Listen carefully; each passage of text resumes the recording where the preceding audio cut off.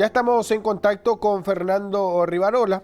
Él es economista con quien vamos a conversar justamente acerca de los indicadores de la libertad económica en Paraguay en este año. Fernando, ¿cómo estás?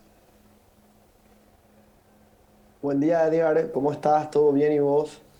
Buenos días también para la teleaudiencia. Encantado de estar con ustedes. Fernando, quisiéramos tener detalles de lo que deberíamos de tener en cuenta cuando hablamos de libertad económica. ¿Cómo estamos en este sentido y más aún en este escenario?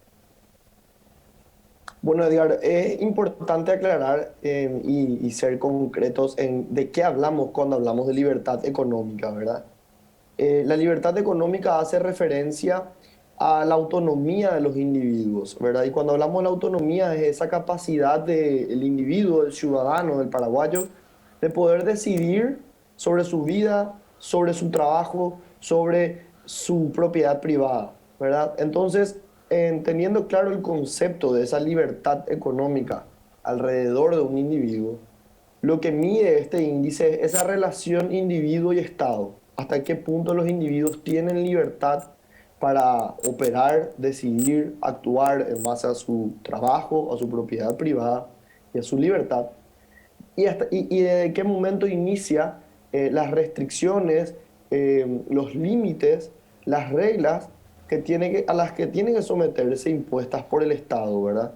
Entonces, hablamos de libertad económica básicamente con esos dos conceptos y para comentarte un poco del índice, Edgar, lo que hace el índice es establece cuatro pilares fundamentales para medir esa libertad de los individuos en una sociedad y esos cuatro pilares son Estado de Derecho, son el tamaño del gobierno, son la eficacia regulatoria de un gobierno y son la apertura de los mercados.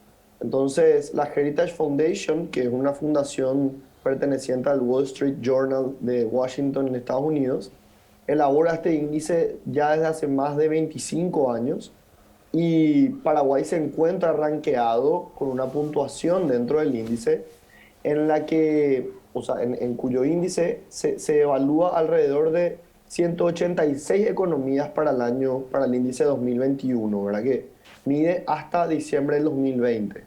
Entonces, básicamente, esos cuatro pilares nuevamente comprenden 12 indicadores, tres para cada pilar mencionado, que evalúan y puntúan a cada país y es lo que finalmente genera una ubicación final dentro del índice, Edgar. Estos indicadores dan muestras de cómo estamos en cuanto a la relación individuo-Estado, individuo-organismos en líneas generales, o mide solamente al Estado y su, digamos, injerencia en la economía de las familias. ¿Cómo se puede interpretar esto? Bueno, es una excelente pregunta y como mencioné, al haber cuatro pilares, digamos que dos de ellos evalúan más el desempeño del Estado, el rol del Estado y cuál es la relación Estado con individuos, ¿verdad? Y los otros dos pilares miden más cómo se dan el dinamismo del mercado, cuál es la relación de los individuos con las reglas del juego impuestas por el Estado, ¿verdad? Entonces, si hablamos del pilar Estado de Derecho, en ese pilar está comprendido los indicadores relacionados a los derechos de propiedad, ¿verdad? A la integridad gubernamental, hablando de esto mal y pronto a la transparencia del gobierno, y a la efectividad judicial. Pero entonces el Estado de Derecho se comprende esos tres indicadores, ¿verdad? Y siendo desde mi perspectiva la efectividad judicial el más importante de todos, si querés podemos ahondar un poco más en detalle en eso más adelante, ¿verdad? Cuando hablamos del tamaño del gobierno, que de vuelta hablamos la relación Estado-individuo, lo que se evalúa es el gasto público, ¿verdad?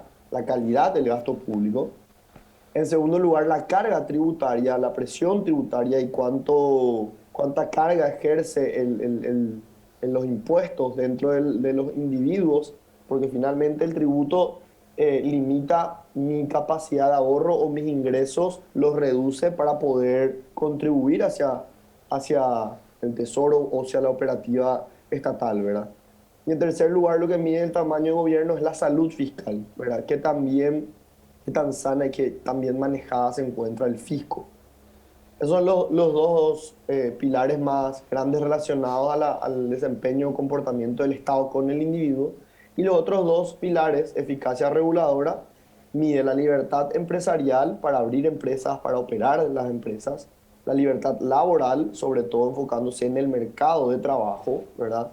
Y la libertad monetaria, evalúa mucho el tema del tipo de cambio, la fijación del tipo de cambio, ¿verdad? Y las fluctuaciones de los tipos de cambio. En cuarto lugar, cuando hablamos de apertura de los mercados, los tres indicadores, perdón, son la libertad comercial, ¿verdad?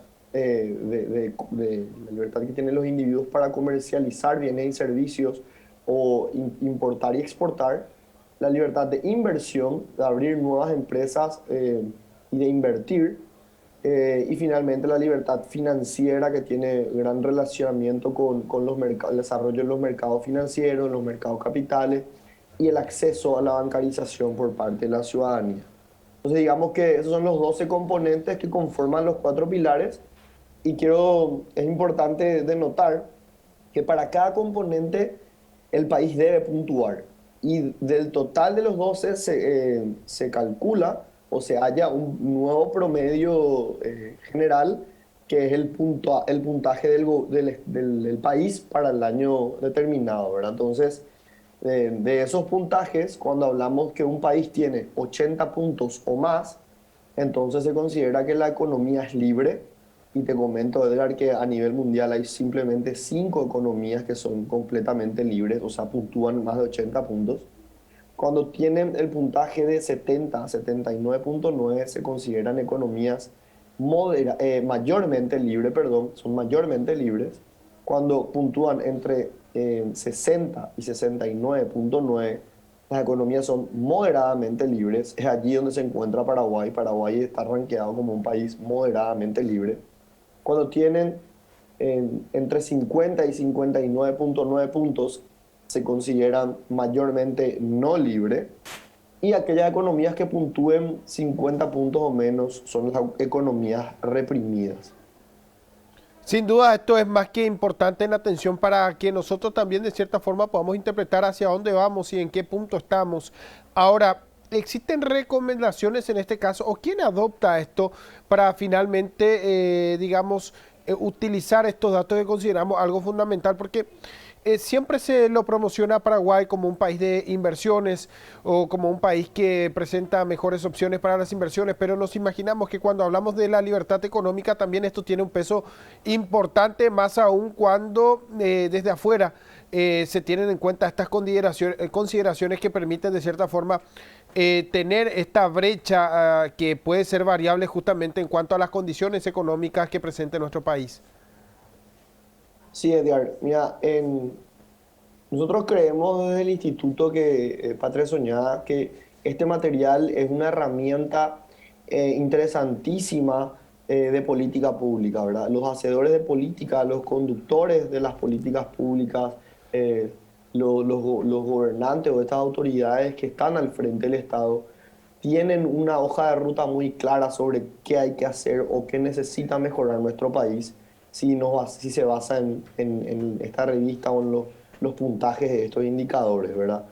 Em, Paraguay, como te comenté, este año está posicionado en el lugar 84 de 186 economías, digamos, estamos a mitad de tabla. En relación al año pasado, caímos 4 lugares, el año pasado estábamos en la posición 80 y nuestro puntaje este año es 62,6, ¿verdad? El año pasado fue 63. Entonces, esa leve, muy leve disminución en el puntaje de 0,4 puntos fue lo que nos hizo caer 4 posiciones, ¿verdad? Si el índice, ¿verdad? Bueno, que la revista la redacté yo, pero el índice lo elabora la Heritage Foundation, puntualiza cuáles son los aspectos negativos más importantes, lo de mayor peso negativo y que de manera más urgente necesita enfocarse nuestro gobierno y realizar reformas estructurales de cambio. están relacionados al Estado de Derecho, ¿verdad? Nosotros en Estado de Derecho, en lo que refiere al derecho de propiedad, Paraguay tiene 40 puntos, 41 puntos. En lo que refiere a integridad gubernamental, 32,2 puntos. Y si nos vamos a hablar de la efectividad judicial, Paraguay tiene 26 puntos. O sea, te fijas que, acuérdate, yo te hablé de los puntajes. Las economías menores de 50 puntos o en los indicadores con menos de 50 puntos son economías reprimidas. Entonces, si nosotros evaluamos lo que es el Estado de Derecho en Paraguay, ni a la mitad de los 50 puntos no llegamos en lo que es efectividad judicial. ¿Esto qué implica? Que el Estado de Derecho reprime nuestra economía, no nos permite como individuos operar con autonomía, Fernando, ser dueños de... Fernando, ¿cuáles son los 5 países que sí están dentro de lo que se considera como país que presenta hoy día las condiciones de libertad económica? Los 5 países mejor puntuados en el ranking son Singapur en primer lugar, Nueva Zelanda, Australia, Suiza en cuarto lugar e Irlanda. Ellos son los 5 países que tienen más de 80 puntos. Luego, los siguientes 5 países son Taiwán, Reino Unido, Estonia, Canadá y Dinamarca, pero ellos ya forman parte del grupo que se consideran mayormente libres, ¿verdad? Por ejemplo, dentro de Latinoamérica, en ese grupo de países mayormente libres, nosotros podemos encontrar a Chile, encontramos a Uruguay, eh, principalmente, ¿verdad? Entonces, eh, a nivel mundial son pocos los países, como te dije, que son considerados plenamente libres, la mayoría son mayormente libres y Paraguay se encuentra moderadamente libre, ¿verdad? Fernando, Entonces, sin duda esto es te algo escucho. más que importante y desde ya que nosotros quisiéramos ampliar más sobre este tema porque existen varios puntos que sin duda inciden para que este puntaje hoy día nos posicione en esto que hoy día lo mencionas a Paraguay, lo que hace a la libertad económica. En honor al tiempo, lastimosamente tenemos que ir cerrando esta entrevista, pero más adelante quisiéramos hablar puntualmente sobre algunos aspectos que inciden directamente en la libertad económica de nuestro país. Muchísimas gracias, Fernando. Gracias a vos, Edgar, y a las órdenes para cuando quieran profundizar más en el índice. Un saludo y que tengan un excelente día.